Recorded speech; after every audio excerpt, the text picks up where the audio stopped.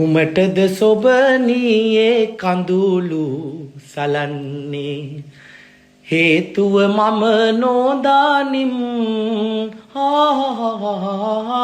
ගිරිහෙල් අරඹේ ඇති මාගේ නිවසට මම ඔබගෙන යන්නම් මම මගේ ආදරේ පෙන්වන්නම් මම මාගේ ආදරේ පෙන්වන්නම් කුමටද සොබනියේ කඳුළු සලන්නේ කඳුළු සලන්නේ නරි බැන නාට්‍යන සින්දුවක් ගමදුවට පෙම්බැඳි නරියෙකුගේ කතාව. අද කාලේ කෙල්ලන්ට නරියෙක්වත් නැහැ ලව් කරන්න. තේරුණාද? ඒක තමයි වෙලා තියෙන්නේ. උඹලටත් නැහැ, අපිටත් නැහැ, කාටවත් නැහැ. ආදරේ කියන මාතෘකාවට අපි ඔක්කොම රැවටිලා ළමයින්. ඒ කියන්නේ ඉතිරිත් යන්නපා. තමන් හොයාගන්න.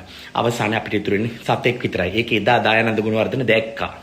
රොඩ්නි මහත්මයා මේක කියන්නේ. තුව මම නොදානිම්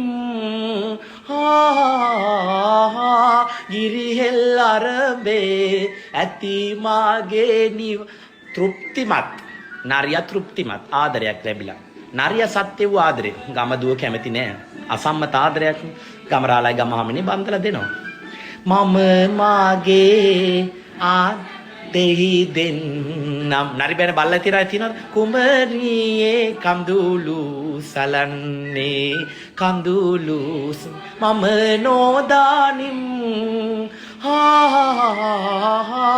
ගිරිහෙල් අරඹේ ඇති මාගේ නිවස www.naribana.com කියලා නම් දද සොබ හරි ලස්සන නගපාන ඇතන අර නරියගේ පැනිල්ල එහෙම තියෙනවා මේවා හරි ලස්සන නිර්මාණ මම අපේ රටේ බිහිවෙච්ච හා